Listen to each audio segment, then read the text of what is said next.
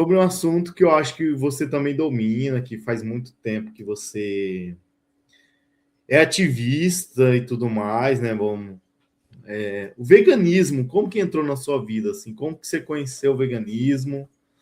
Como que você está hoje em dia? Como que você vê uma perspectiva futura para isso e tudo É, mais? Como...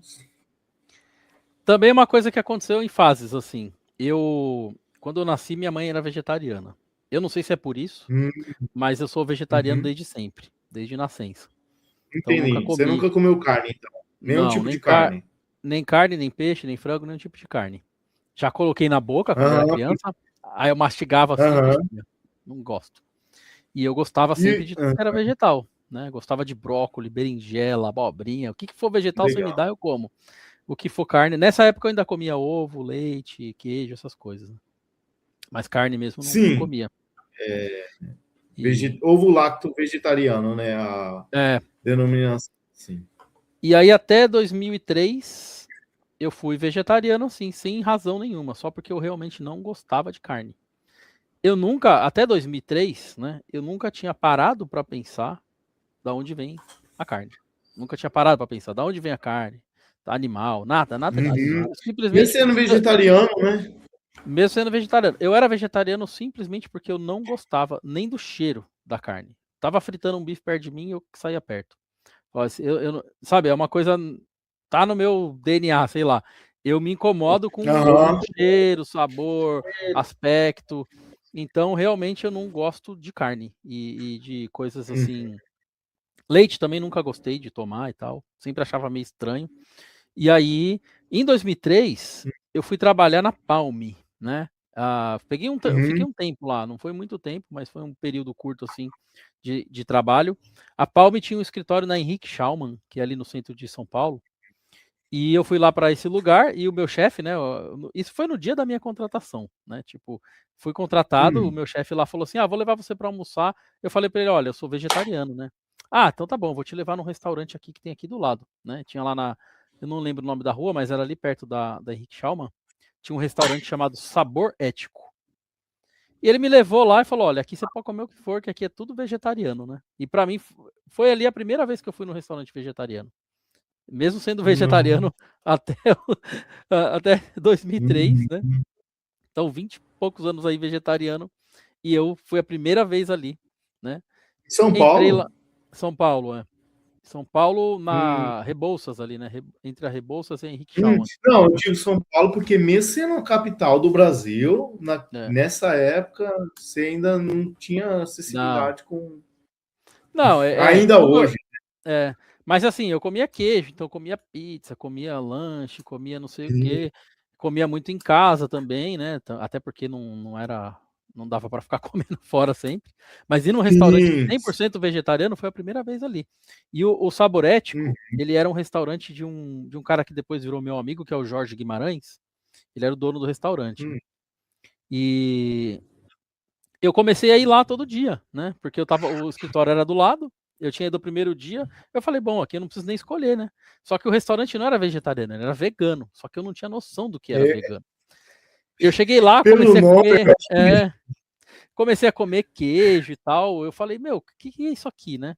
mas. Aí, assim, Uhum. como todo restaurante vegano tem um pouco de ativismo, quando você chegava lá e estava Aham. cheio, tinha um sofazinho para você sentar, e nesse sofazinho tinha vários Hum, livros, né? Tinha livro, tinha revista, hum, tudo. Aí eu lembro que eu peguei um livro que foi o livro do Peter Singer, né? Libertação Animal.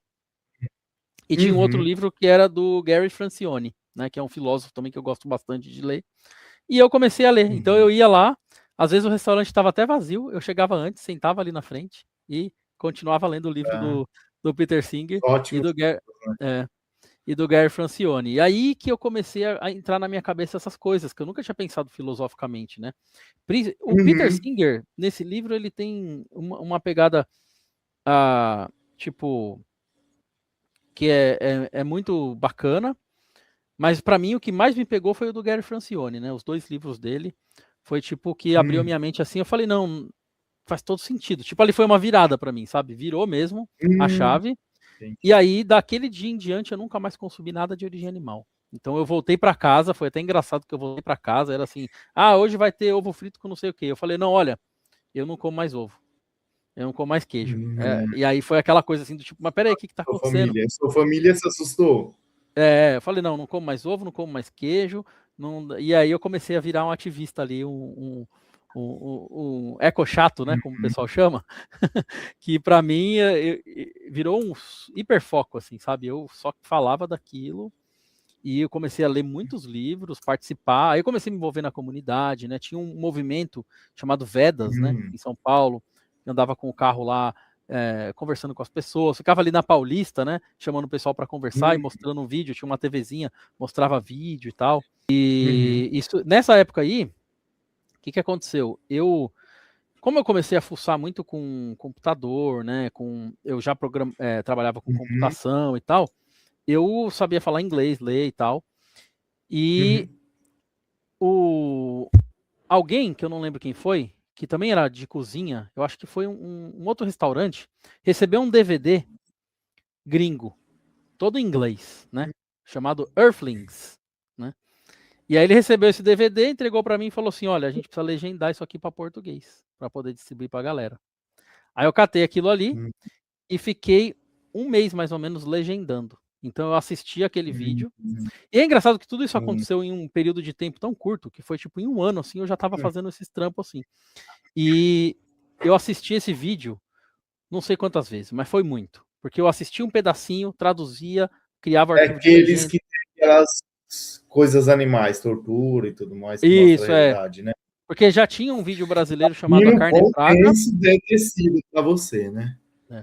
E aí eu assisti esse muitas vezes. Então aquelas cenas estão na minha cabeça até hoje, assim, todas aquelas cenas. Nossa Senhora. Traduzindo, entendeu? Eu não... Sim, traduzindo. Se você quiser assistir, o filme chama-se Terráqueos, né? Hoje você consegue acessar no terráqueos.org. Mas eu fiz comecei a assistir, mas assim, pessoalmente, eu já tenho uma filosofia.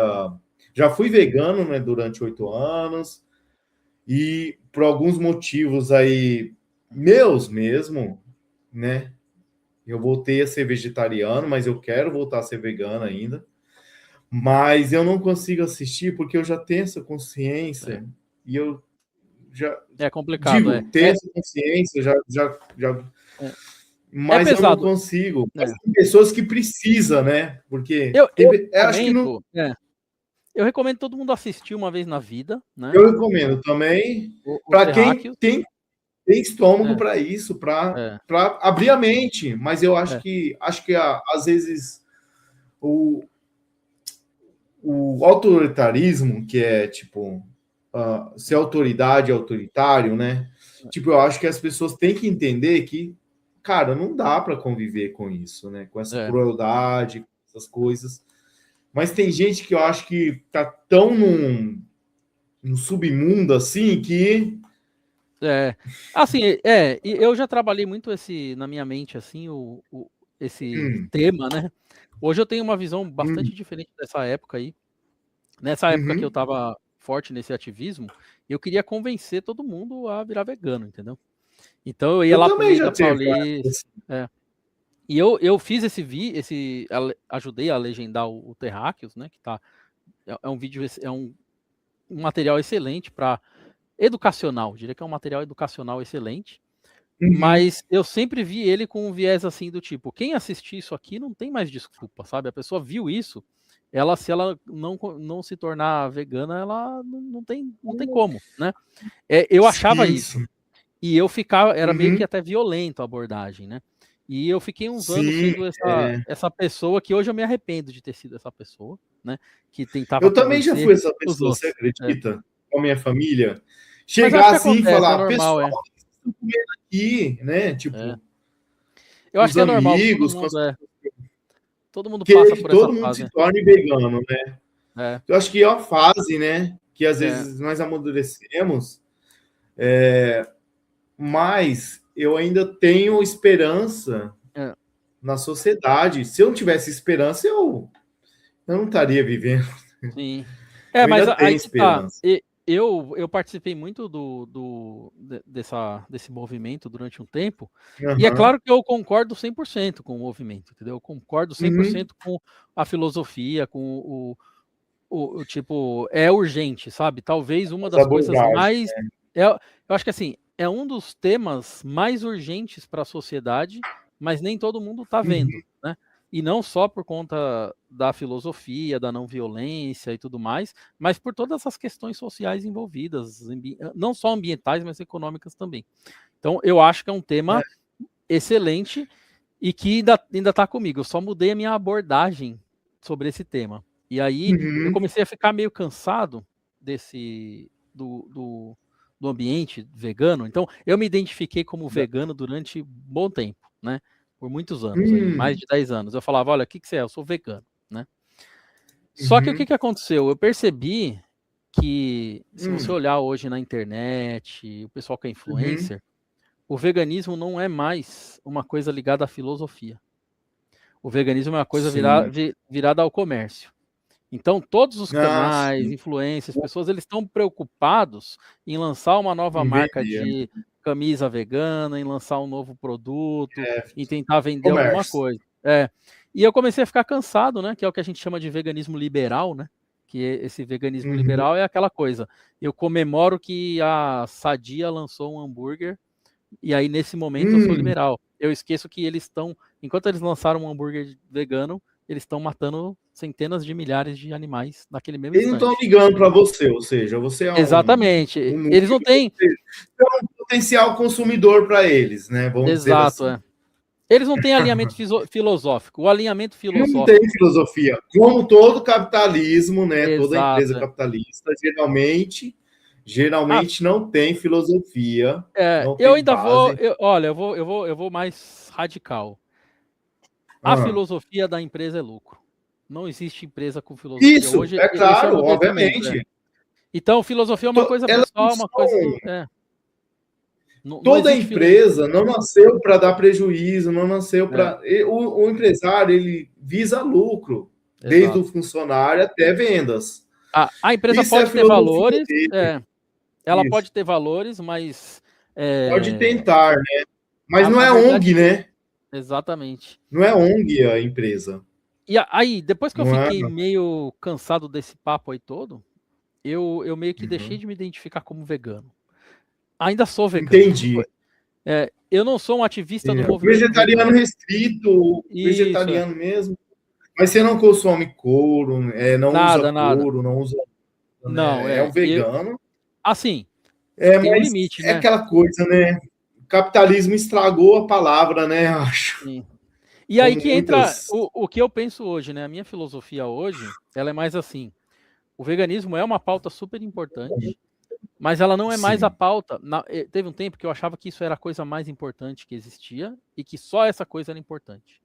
Não importa o resto, não importa, tem que parar de consumir e explorar animais. Eu comecei a estudar mais filosofia, tanto por conta do Peter Singer, do Gary Francione, eu comecei a ir atrás de outros filósofos e tal, e digamos que eu comecei a me aprofundar na filosofia marxista. Eu me considero uma pessoa que... eu sou uma pessoa politicamente, filosoficamente de esquerda, marxista, e acompanho a filosofia marxista. E eu acho que, assim, quando eu comecei a me aprofundar em questões mais políticas e econômicas, eu percebi que o veganismo ele é um problema gigante, é uma pauta super importante, mas que existe uma infraestrutura, né, uma superestrutura, hiperestrutura. Debaixo dele tem um... Exatamente. Essa estrutura é o alicerce que não vai adiantar você ir para o meio da Avenida Paulista e gritar na cara das pessoas e fazer inimizade e dizer assim, ó, pare de comer hambúrguer. Mesmo que você ofereça um hambúrguer que é igual carne, que já tem hoje, que a pessoa coma, aquilo não vai adiantar nada, entendeu? Não vai adiantar, na minha percepção hoje. Porque a hiperestrutura, ela está ligada aonde está o lucro. E o lucro, no cerne da questão, está na exploração animal hoje. A agropecuária aí é o carro-chefe de muita parte da economia, não só do Brasil e do mundo. Então, essa estrutura não muda desse jeito, né? Ela muda com um pensamento político mais radical. Então eu só acho que eu hoje acredito que o veganismo ele só pode funcionar se ele estiver ligado com uma questão social mais radical. Para resumir, eu não acredito que exista o vegano de direita, entendeu? Para mim isso é um conflito gigantesco. A pessoa chegar para mim e falar... seria a mesma coisa que pobre de direita, você acha que eu acho que existe, sim. Mas eu acho que não deveria existir, né? Eu acho que assim, o vegano de direita ele é uma contradição absurda, porque a exploração animal, Sim. ela existe por conta do lucro, entendeu? Ela existe por conta do desenvolvimentismo capitalista. Não é um desenvolvimentismo social, socialista. É um desenvolvimentismo de monopólio e tudo mais, de controle, pessoas poderosas que mudam as leis, que fazem com que seja possível essas práticas, né? Tipo, de você criar galinhas ali em espaços super pequenos, sabe? Isso é lobby, é não sei o quê. Então, isso tudo está ligado a políticas liberais. E eu não acho que as políticas liberais devam existir. É preciso ter um Estado... falando, né? Precisamos ter um Estado forte, fiscalizando, e as pessoas não podem fazer o que elas querem, tá ligado? Então, assim, eu tenho esse ponto de vista. Ah, mas você é a favor do autoritarismo? Não sou a favor do autoritarismo, da ditadura. As pessoas confundem muito. Eu sou a favor de um Estado forte, que fiscaliza e tudo mais. Fiscalizativo. Então, esse é o único jeito da gente atingir qualquer nível de melhoria. Porque, caso contrário, não adianta você falar que agora como é o nome lá? Beyond Burger, né? Que abriu até a IPO aí na bolsa e tal. Que, inclusive, já está caindo, sabe? Já está indo pro buraco. Por quê? Porque o capitalismo funciona de um jeito bizarro, entendeu? A hora que... tem muita força que não quer que esse negócio... tipo, não é bom para ninguém que o hambúrguer vegetal de plantas seja uma coisa acessível. Isso tem que ser caro, isso tem que ser inacessível, de nicho. O povo tem que continuar consumindo produtos que dão lucro para os empresários que mantêm isso aí. Então, para mim, hoje, a pauta mais importante é conscientizar as pessoas a respeito de consciência de classe, né? Digamos assim. E se entender como parte da engrenagem econômica e social. Essa é a pauta mais importante que o veganismo, né? Porque o veganismo pode vir em cima dessa plataforma, entendeu? Ele vem em cima, mas essa... Então, você está falando que a consciência de classe é mais importante que o veganismo. E se vier consciência de classe, virá o veganismo por tabela, assim, vamos dizer. Eu não diria que é uma correlação uma causal, assim, tipo... Sim, uma correlação, mas... eu diria que o veganismo só vai funcionar... Ele só vai funcionar se tiver uma estrutura social por baixo dele. Não adianta ficar lutando, remando contra a maré. Você tenta fazer um movimento vegano melhorar, o capitalismo coopta aquilo, transforma em produto, entendeu? E toda a parte do poder que envolve os monopólios e tudo mais. Então, na minha opinião, primeiro, a sociedade tem que ser uma sociedade... Eu não tenho outro jeito de explicar. Eu acho que a sociedade tem que ser uma sociedade mais socialista, mais com valores coletivos, para que uma ideia como o veganismo, que é super radical, tenha uma plataforma para se estabelecer. Infelizmente, eu acompanho pessoas que falam sobre isso, por exemplo, o Elias Jabbour, que é um cara que estuda, que escreve e que compartilha muita coisa que está alinhado com o que eu penso, né? Que é o desenvolvimento industrial e soberano das nações, enquanto você ainda tem um Estado forte. Então, eu diria, eu não vou dizer que o veganismo está incluído nisso, né? Porque eu acho que isso é uma coisa mais... por algum motivo, talvez não esteja incluído, né? Mas que eu acho que essa estrutura bem feita, ela vai permitir que qualquer outra coisa funcione melhor. Mas eu diria, por exemplo, o jeito que o capitalismo funciona na China é um exemplo hoje enorme de como pode existir desenvolvimento, avanço tecnológico com controle do Estado para não permitir abuso, né? Que você vê, teve até gente do Brasil que foi para lá, né? Viajou para lá e falou: olha aqui como é que funciona. Aqui, eu vi alguns vídeos no YouTube. Vamos aqui tentar empreender aqui. Aí o cara desparra num monte de coisa. Tipo, você tem um limite onde você pode lucrar, é difícil de você estabelecer um monopólio, não sei o quê, porque existe uma proteção estatal. E existem outros países que não são economicamente de destaque, como, por exemplo, o próprio Vietnã, né? O Vietnã tem um governo socialista, aonde se tivesse um laboratório para tentar fazer uma sociedade vegana, provavelmente ali seria um exemplo, né? É claro que tem a questão cultural muito forte, né? Mas são os valores que eu acho que são mais valiosos e que muita gente não entende, porque a galera que é muito neoliberal está preocupada em consumo, né? Então, quando você fala do Vietnã, a pessoa imagina um monte de campo de arroz, né? E fala assim, mas e o meu equipamento eletrônico, né? E o meu carro elétrico, e não sei o que eu não tenho lá. Mas eu não estou falando disso, eu estou falando de valores de organização social, né? Eu vou dizer, eu sou bem pé Que no eu chão, queria. assim. Eu gosto de olhar para a história, né? E pensar que os saltos históricos que aconteceram, tipo a Hum, industrialização, o desenvolvimento das cidades, né? Tipo, se você pegar a história assim para estudar, você vai ver que essas coisas todas elas demoraram muito tempo para acontecer, né? Então, o processo de industrialização demorou aí entre 500, 1000 anos, sei lá, foi uma coisa muito longa, né? Para que isso se uhum, estabelecesse. Então, eu gosto de ser meio humilde e dizer assim que tudo que eu defendo, que eu penso, isso não vai acontecer no meu tempo. Eu não vou hum. ser testemunha de uma sociedade socialista. Eu não vou ser testemunha de uma sociedade comunista. Eu não vou ser testemunha de uma sociedade vegana. E tudo bem, eu não tenho Mas problema com isso. eu vou defender isso numa época, né? Como É, aquelas pessoas daquela época defendiam, né? exato. Então, assim, eu tenho esse valor comigo, mas eu não, eu tenho a noção, porque geralmente quem coloca um contra-argumento fala assim, mas isso não vai funcionar. Isso for funcionar daqui 30 anos, eu não vou esperar 30 anos, então deixa eu ferrar com o planeta e com os animais, porque pouco importa, né? Mas eu penso o seguinte, Hum. não importa se vai, Imediatismo, né? não importa se vai demorar 200 anos, sabe? E assim, na minha timeline aqui, que eu não sei quanto tempo vai durar, eu vou manter os Uhum. meus valores, né? Isso é o que a gente chama de caráter, né? Aquilo que você tem com você. Uhum.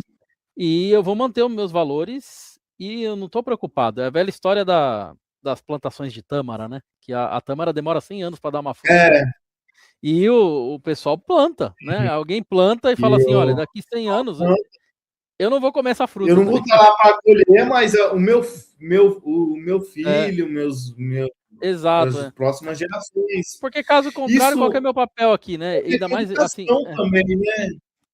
Ligando com a educação, que você foi É, professor lá no começo, sim, você envolvia pessoas com menos conhecimento, ou mais novos que né? você vai plantando sementinha na cabeça delas para no Exato. futuro colhê-las, né? Daqui a É. 100 anos, né? Vamos Né? dizer assim. Assim, existem sociedades que são organizadas em religião, né? Tipo sociedades Isso, budistas e tal, muito e elas seguem filosofias próximas, assim, por exemplo, religiosas, né? o jainismo tem a filosofia da não Isso, né? violência e tal, eles não matam animais porque eles acreditam que, mesmo que a sociedade não esteja ainda num estágio de não violência, quando eles reencarnarem, eles vão ter Uhum, contribuído para uma sociedade de não violência. Eu não acredito em nada, né? E nem a música do Nevermore, I believe in nothing. Eu não tenho religião, eu não uhum. tenho régua moral, eu não tenho nenhuma crença. Então, eu não acho que eu vou reencarnar, entendeu? Quando eu morrer, vai ser igual quando eu Sim, não existia. Eu simplesmente vou deixar de existir. Mas isso é, não existe esse pensamento do tipo, vou preparar o mundo para a minha reencarnação. Não. Eu vou viver do jeito que eu hum, acho certo, defender os meus valores, e a minha reencarnação não vai existir. O que vai ficar, talvez seja uma memória de algum jeito, mas você sabe que a memória é curta, né? Você não lembra, por é, exemplo, quem da sua linhagem de 200 não, anos atrás? Você lembra de alguém? Algum tataravô seu de 200 anos atrás? Eu não lembro, eu não lembro. Eu não tenho nem registro, entendeu? Então é não, aquela coisa. Eu acho que assim, você viver com valores e às vezes mas eu você acho fazer. que É, esse não lembrar é porque naquela época a tecnologia era muito escassa, né? 200 sim. anos atrás. Não existia É, internet. Igual, vamos dizer assim, hoje em dia, um exemplo, Bruno Rocha. Se eu pesquisar no YouTube, eu vou encontrar vários vídeos. Bruno César Rocha, né? Na é. verdade. Se Agora eu pesquisar Bruno Rocha, eu acho que tem um modelo chamado Bruno Rocha aí na é. internet. Bruno, mas eu vou chamar de Bruno Rocha mesmo É, assim. Bruno Rocha, eu vou ver Bruno Rocha Python, por exemplo. Eu vou ver vários vídeos de você com Python. Eu vou ter essas memórias, eu não, as gerações futuras, né? Vamos dizer assim. Pode ser que sim, pode ser que Esses achem no seu canal. registros que não tinha antigamente, a IA tentando. A computação, né? Mas mesmo assim tem um limite tudo, né? Nada é ilimitado. Não, é igual a gente tem registro de 1000 anos atrás, de filósofos e tudo mais. Então a gente tem poucos registros, mas tem. É claro que daqui para frente a gente vai ter fotos, pessoas que pintavam, né? Até Leonardo da Vinci e tudo mais. A gente vai ter mais registros, mas o que eu tô querendo dizer é o seguinte: esse desprendimento do bônus e você ficar só com o ônus, né, de defender uma coisa, é uma coisa que para mim não me machuca, sabe? Eu não faço sacrifício. Tipo assim, hoje eu tenho dificuldade. Se eu for viajar, eu tenho que fazer um esforço a mais para comer. Eu tenho que procurar um restaurante. As pessoas que viajam e que não são veganas, elas têm uma experiência melhor do que a minha, né? Por quê? Porque ela pode ir para qualquer hotel, ela chega numa cidade qualquer, ela vai em qualquer restaurante. Eu não, às vezes a gente chega, minha esposa é vegetariana também. Entendo. A gente chega numa cidade, às vezes a gente fica 4 horas só procurando onde comer, entendeu? Só que esse é um tipo de sacrifício que para mim é natural. O esforço. É o esforço que faz parte do que, tipo... Pelas escolhas, né? E eu não tô fazendo isso para ganhar nada, entendeu? Eu só tô fazendo isso porque é uma coisa que eu acredito. E é claro que cada vez mais aumenta a possibilidade, mas é isso. Então... Mudando de assunto um pouco... você gostaria de falar? Completar alguma coisa? Não, pode falar. Mudando de assunto, voltando para a tecnologia, encerrando um pouco aqui o nosso papo aqui muito agradável com o Bruno Rocha. Como você vê a perspectiva futura da tecnologia, olhando o mundo atual, certo? Com IA, com essas tecnologias aí de programação, par programming com IA, né? Que antigamente nós falávamos de par programming com programadores, hoje em dia é com IA, né? Basicamente. Como você vê a perspectiva futura da tecnologia ou das tecnologias, né? Assim, eu vou falar duas coisas que são meio contraditórias. A primeira é o seguinte: eu estou muito desanimado. Eu tenho diminuído a minha contribuição com vários projetos open source. Tenho mantido a minha contribuição com aqueles que eu uso no meu dia a dia e que fazem algum sentido para mim. Mas antes eu contribuía só por contribuir, sabe? Às vezes eu nem usava o projeto, eu contribuía por gosto, porque eu gostava, me divertia, sabe? Aquela coisa tipo, programar é a minha diversão. E eu meio que venho perdendo um pouco disso, de programar por diversão, mas ainda programo usando IA, né? Para projetos que eu uso e que me trazem benefício. Eu tô contribuindo para o Niri e para o Dunk Material Shell, né, que é o DMS, e tenho me divertido fazendo isso porque é coisa que eu vejo acontecer e eu uso no meu dia a dia aqui no meu desktop e tal, e acho bacana. Mas eu perdi a vontade de fazer... são duas coisas que eu perdi, e eu acho que é só um momento. Depois essa vontade pode ser que volte, mas nesse momento eu perdi a vontade de fazer open source só por fazer, né, se eu não tiver nenhum benefício. E eu acho que isso é um reflexo de como está hoje o mercado de tecnologia com IA. E eu perdi um pouco da vontade de participar de comunidade de tecnologia, porque eu acho que é muita coisa de IA, e tá me dando um certo cansaço, sabe? Tudo que você vai hoje é o pessoal falando de IA. Eu sei que não tem como fugir, né? Você tem que estar, mas eu tô cansado, tô tentando dar uma evitada disso. Eu tenho usado IA no meu dia a dia o tempo todo, porque a empresa, inclusive, exige, de certa forma, que a gente use. Sim. Então eu tô usando, tô aprendendo, tô evoluindo, mas assim, sem ficar acompanhando muita coisa, porque eu não quero entrar em nenhum tipo de estresse, assim, por conta disso, né? Aí, então, essa é uma das coisas. A IA me desanimou muito. Por outro lado, eu acho que a gente não pode perder a esperança quando a gente gosta de alguma coisa. Eu gosto muito desse negócio de software livre, acessível, eu gosto muito de comunidade, né? E eu acho que a tecnologia da LLM, né, dos Transformers, do GPT e tal, é excelente. É conhecimento gerado a partir da humanidade, não devia ter dono, né, que nem hoje está na mão de 2 ou 3 empresas, Isso é o que me incomoda. O que me incomoda é a estrutura comercial em volta disso. A tecnologia em si eu acho excelente. A gente poderia usar a tecnologia. É uma tecnologia boa. Agora, eu ainda tenho esperança que isso a gente vai conseguir subverter, né, em algum momento. Então, assim como aconteceu com a industrialização, aonde no começo só os grandes capitalistas tinham acesso às máquinas, aos tratores e tudo mais, e depois de um determinado tempo isso começou a virar mais comum, ou né, todo mundo consegue ter uma máquina de fazer, as pessoas conseguem ter até uma impressora 3D em casa, demorou muito tempo, né? Mas chegou. Eu acho que a IA vai ter esse timeline grande. Esse timeline pode ser 10 ou pode ser 20 anos, eu não sei, entendeu? Mas vai chegar uma hora que isso vai convergir em ser uma tecnologia acessível, né? Voltar atrás a gente não vai, né? Só que esse período, até ela se tornar uma tecnologia acessível, é um período muito sofrido, né? Porque assim, eu acho muito triste que as coisas que funcionam para IA estão no mão do capital. Está na mão do Elon Musk, do Sam Altman e do Dario não sei das quantas, basicamente. São esses três que dominam o mercado de IA, mais Microsoft e meia dúzia de empresa ali. Então, essa parte para mim é tristíssima, né? Até porque vem esse papo de substituir o trabalho com IA e depois não dá certo e não sei o quê. Então, vai ter muito sofrimento envolvido nesse processo, muita oportunidade também, mas eu pessoalmente não estou interessado em surfar na oportunidade de um tipo mais assim, tipo, eu vou aproveitar. Por exemplo, vou agora aproveitar, vou me tornar um especialista aqui em IA, vou criar um canal, vou falar sobre o assunto. Não me interessa, sabe? Eu não tenho vontade desse tema. Tanto que eu nunca fiz um vídeo. Eu nunca fiz um vídeo. Às vezes eu compartilho uma coisa ou outra, tipo, olha o que eu fiz aqui e tal. Mas não é um negócio que me anima. Eu era muito mais animado quando eu tinha que passar 2 semanas debugando um código em Rust do que hoje que você simplesmente abre o Cloud e fala pro Cloud assim, olha, resolve esse bug para mim. E dá 20 minutos, o bug tá resolvido, entendeu?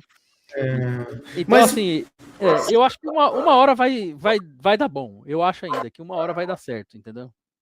Vai dar certo, sim. Mas o que você acha de estudar não a ferramenta, mas sim os conceitos de IA? Por exemplo, a LLM, sei lá, abordar um tema, machine learning, que é tipo, esses conceitos mais da IA. Até no Brasil, não sei se aí em Portugal, aí fora, tá tendo faculdades de bacharel de IA. Na minha época, só tinha ciência da computação, engenharia e sistema de informação, né? Só tinha essas três que seria a bagagem de bacharel, assim, mais tradicionais. E agora tá surgindo as de IA. O que você acha dessas? Eu acho que é excelente estudar essas coisas, porque são coisas que não tem o que falar, né? Tipo, como eu falei, o modelo de linguagem, RAG, né? A parte dos protocolos, apesar de alguns protocolos não serem tão bons assim, mas estudar como que funciona essa integração entre agente, modelo e protocolo e tudo mais, eu acho que isso tudo tem que fazer. Quem é profissional de programação, de tecnologia, tipo assim, tem que estar a par em um determinado nível. Ou você se afunda e vai vir especialista, ou você tem que estar sabendo pelo menos navegar nesses assuntos para você continuar vivendo. É a famosa contradição da vida capitalista, né? Você tem que viver, você tem que pagar a conta e você tem que arrumar um emprego, mesmo que você não concorde de que para usar toda essa maravilha, você tem que pagar a OpenAI ou a Anthropic, né? Essa parte é a que eu não concordo. E então eu acho que a tecnologia tem que ser estudada e olhada sempre com esse ceticismo assim do tipo, não vai resolver tudo, mas vai se impactar. Muita gente vai sofrer, muita gente vai fazer decisão errada, então claro que vai impactar emprego e tudo mais. Quem fala assim, a IA não vai roubar emprego. Não é que ela vai roubar emprego, é que alguém vai fazer uma decisão errada por causa da IA. Já está fazendo, entendeu? E aí você pode rodar nessa. Então você tem que estar preparado para se virar, né? Hoje eu acho que passou a fase boa, né? As boas fases que programador tinha emprego a qualquer hora e que tinha uma segurança de empregabilidade. Hoje eu por exemplo, estou procurando outras coisas para fazer da minha vida, entendeu? Porque eu quero continuar trabalhando com tecnologia, entendeu? Mas eu quero saber fazer outra coisa, né? Porque eu posso precisar trabalhar. É isso que eu penso, eu posso precisar trabalhar em outra coisa. Interessante, Né? interessante. Então eu posso precisar empreender em alguma coisa, eu posso tentar, sabe? E eu acho que isso é um pensamento que, apesar de parecer um pensamento derrotista, as coisas aconteceram tão rapidamente, de 2023, são 3 anos só para cá, ninguém falava de agente. Então, sei lá, Imagina daqui a 10 anos. Daqui a 3 anos, 5 anos, eu acho que assim, é bom estar preparado para a vida, entendeu? E eu acho que assim, eu tenho preparado tanto mentalmente quanto. Porque eu não tô afim de lidar com esse estresse, sabe? Eu não tô afim de lidar com aquela coisa. Eu tenho que loucamente virar especialista em IA para manter o meu emprego, entendeu? Eu não quero. Eu sou um desenvolvedor de software, eu manjo de arquitetura de software. Se a IA for uma boa tecnologia, ferramenta para eu continuar usando, eu vou continuar usando, mas eu não quero que isso se torne uma coisa para me tornar um alienado de IA. Se essa minha decisão fizer com que eu saia do mercado de trabalho por ficar defasado, eu vou falar tchau, então, mercado de trabalho. E eu vou virar marceneiro, sabe? Eu vou virar padeiro. É isso que eu tô falando. Vou fazer outra coisa, entendeu? Uma história lá no Python, Python Brasil 9, que você falou, não sei o que. Se eu deixar de virar programador, você era vegano na época. Eu vou vender tomate. Exato. E eu vou te falar. Não sei se você falou isso. Você falou isso naquela época. Eu lembro dessa frase. Eu tô falando, tipo assim, eu tô sempre me preparando para fazer outra coisa, sabe? Então, eu acho que esse é o ponto mais importante hoje. Tem ali a sua reserva de emergência financeira para você sobreviver. Sim, perfeito. E alguma coisa na sua manga para você falar, olha, digamos que realmente os caras eles substituíram a programação e o DevOps por IA. Acabou, galera, acabou, tá ligado? O que você vai fazer da sua vida? Acabou. E eu gosto de pensar radicalmente, catastroficamente assim. Acabou não, meu, acabou não. Eu não vou mais programar, mas eu vou lá plantar meus tomates, que nem eu falei, sabe? Então eu tenho algumas coisas na lá cabeça. Em Cotia, né, que você falou. Na época, você estava em Cotia. Agora é aqui, né? Agora aqui eu tenho um pedacinho de terra. Agora é em Portugal. Se eu quiser, eu posso ir lá plantar uns tomates e tal. E eu acho bom a galera pensar nisso, sabe? Eu demorou um pouco, mas eu tenho um certo desprendimento hoje dessa carreira corporativa e tal. É claro que é fácil de falar. Eu já passei por gerente, senior, principal, trabalhando em empresa grande, empresa pequena. Então, assim, eu não tenho muita pretensão, tipo, de virar diretor de empresa, sabe? Eu quero continuar desenvolvendo software enquanto for bom. Mas a hora que... Né? A hora que essas coisas aí começarem a custar muito, né, fisicamente, emocionalmente, eu simplesmente vou dizer tchau, sabe? E falar assim, já deu, agora eu sou... Quem quiser falar comigo, vai lá no Bruno Tomates, tem uma lojinha ali, tá ligado? E eu falo sinceramente, sabe? Eu não vejo nada de errado em mudar, sabe? Teve muita gente que migrou de carreira para tecnologia e dá para fazer o caminho inverso também. Então, é isso. Perfeito. Em vez de ficar... infelizmente, eu vejo assim, tipo, eu tô nessa, enquanto eu puder, eu vou fazer alguma coisa que não me faça mal. Acho que isso é importante, né? Algum trabalho que seja bom. Né? Mas, resumindo, não tô animado com IA. Não tô muito animado. Basicamente. Não, muita gente não está. Bruno Rocha, muito obrigado pela entrevista, pela ótima entrevista aí. Eu agradeço muito. Gratidão, tá? Tenha um ótimo dia, tudo de bom, tá? Até a próxima, tá bom? Valeu. Muito obrigado aí. Até mais.